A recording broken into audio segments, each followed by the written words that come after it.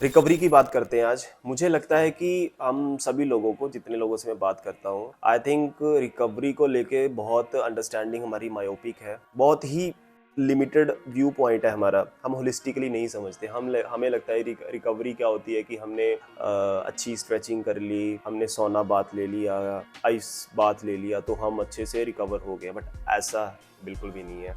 तो बहुत सारी कन्फ्यूजन है, बहुत सारी अंडरस्टैंडिंग में प्रॉब्लम है रिकवरी को लेके। उसी कन्फ्यूजन को मैं दूर करूंगा आपकी। मैं आपको एक रिकवरी का स्टैक बताऊंगा, उसमें लिस्ट डाउन करूंगा number wise, priority wise, number 1 2 3 4, कि आपको कौन सा रिकवरी मेथड सबसे पहले फोकस करना चाहिए, उसके बाद कौन सा करना चाहिए, देन उसके बाद कौन सा करना चाहिए, so that you are absolutely clear in your mind कि अगर आपको प्रायोरिटाइज करना पड़े तो आप कौन सा रिकवरी मेथड पे ज़्यादा फोकस करोगे।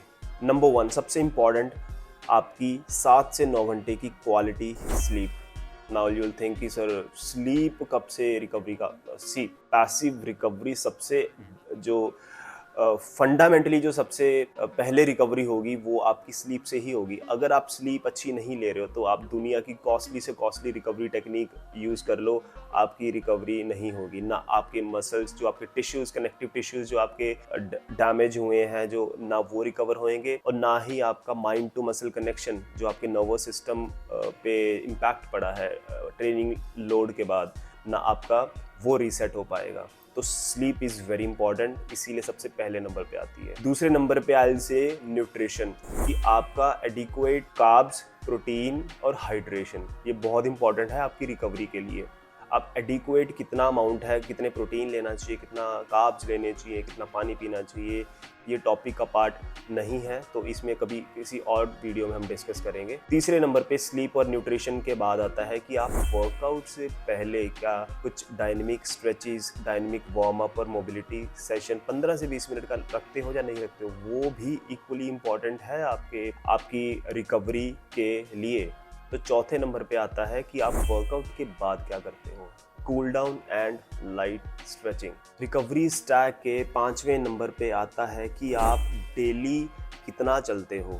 आप 8 से 10 से 15 से 20 हज़ार स्टेप्स लेते हो या नहीं लेते हो। अब मैं आपको समझाता हूँ कि ये रिकवरी के लिए क्यों इम्पोर्टेंट है। जब आप सोते हो तो आप पैसिव रिकवरी कर रहे हो अपनी बॉडी की। पैसिवली मतलब आपकी बॉडी की कोई मूवमेंट नहीं है। बट जब आप एक्टिव रिकवरी करते हो, जैसे वॉक, एक्टिव रिकवरी का ये फ़ायदा रहता है कि उसमें आपकी बॉडी की मूवमेंट होती है, आपका ब्लड सर्कुलेशन मेंटेन्ड रहता है, तो आपका न्यूट्रिएंट्स की जो डिस्ट्रीब्यूशन है वो बेटर तरीके से होगी।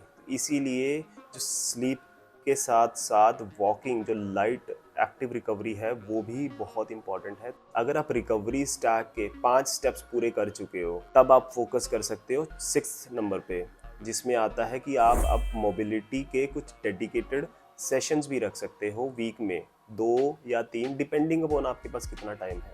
कि इसमें आप अपने बॉडी के जितने भी जॉइंट्स हैं उसको अच्छा रेंज ऑफ मोशन प्रोवाइड कर पाओगे, उसको अच्छे से कवर कर पाओगे, हर एक जॉइंट को सफिशिएंट टाइम दे पाओगे। तो इसके डेडिकेटेड सेशंस भी मोबिलिटी एंड स्ट्रेचिंग के लिए इक्वली इंपॉर्टेंट होते हैं। तो लाइकवाइज अगर मोबिलिटी के लिए आप डेडिकेटेड सेशन रखे हो तो कभी कभी वीक में एक सेशन आप योगा भी रख सकते हो, जिसमें आप अपने मसल्स की स्ट्रेचिंग कर रहे हो डेडिकेटेडली उसी के लिए। एंड रिकवरी स्टैक के 7th नंबर पे आता है कि आपके जो मसल्स हैं, जो उसमें अनइवननेस आई है वर्कआउट के बाद, देन उसके बाद न्यूट्रिशन लेने के बाद, उसको इवन आउट करने के लिए, आपको उसको रिलैक्स करने के लिए फॉर्म रोलिंग भी करना ज़रूरी है। उसके आप डेडिकेटेडली 15 20 25 30 मिनट्स भी दे सकते हो वीक में, 1 2 या 3, डिपेंडिंग अपन आपके पास कितना टाइम है और कितनी एनर्जी बची हुई है। अगर ये सब कुछ आप कर लेते हो, आप राइट स्लीप, आप सफिशिएंट स्लीप लेते हो, न्यूट्रिशन लेते हो, वार्म अप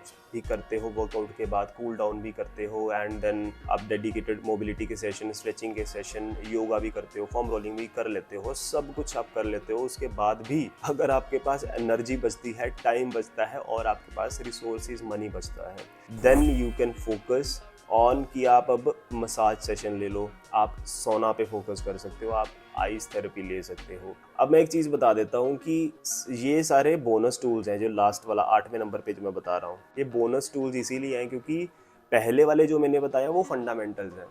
अगर आप पहले 4 5 जो फंडामेंटल्स मैंने बताया अगर उन पे फोकस नहीं करोगे तो ये जितनी मर्जी कॉस्टली से कॉस्टली नई नई टेक्निक्स आ रही हैं आजकल बहुत एडवांस टेक्निक्स रिकवरी टेक्निक्स आ रही हैं, तो आप इन पे जितना मर्जी फोकस कर लो, अगर आप फंडामेंटल्स आपके अच्छे नहीं हैं तो आपकी बॉडी 100% रिकवरी हो ही नहीं सकती, आप जितना मर्जी जोर लगा लो। तो इस वीडियो का जो कोर मैसेज वो ये है कि आपको मैंने रिकवरी स्टैक बताया। अगर आपके पास टाइम कंस्ट्रेंट्स हैं तो आपको पता होना चाहिए कि आपको कौन सी चीज़ पे पहले फोकस करना है। कभी कभी क्या होता है कि मेरी कुछ प्रोफेशनल या पर्सनल कमिटमेंट्स की वजह से मेरी नींद नहीं पूरी हो पाती है, तो क्या मुझे जो बाकी वाली चीज़ें हैं उन पे ज़्यादा फोकस करना चाहिए? नहीं, सबसे पहले मुझे अपनी जो नींद, जो स्लीप डेफिसिट है, मुझे उसको कॉम्पनसेट करना चाहिए, फिर मुझे आगे वाली चीज़ों पे मूव ऑन करना चाहिए। तो यही मैसेज है कि फंडामेंटल्स पहले फोकस करो, एंड जो पेरिफेरल चीज़ें हैं, जो बाद में जो बोनस टूल्स हैं, जो बोनस चीज़ें हैं, उनको आप बाद में उनके ऊपर ध्यान दे सकते हो। So that's it for today. Thank you and जय हिंद।